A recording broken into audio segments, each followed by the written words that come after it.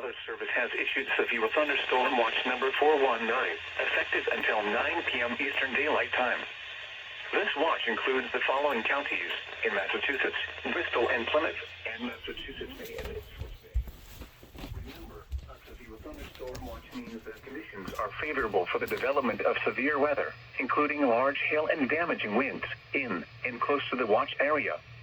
While severe weather may not be imminent, persons should remain alert for rapidly changing weather conditions. While severe weather may not be imminent, persons should remain alert for rapidly changing weather conditions and listen for later statements and possible warnings.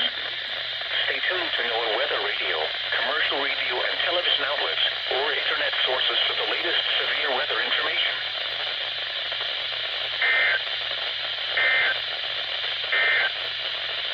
The National Weather Service has issued.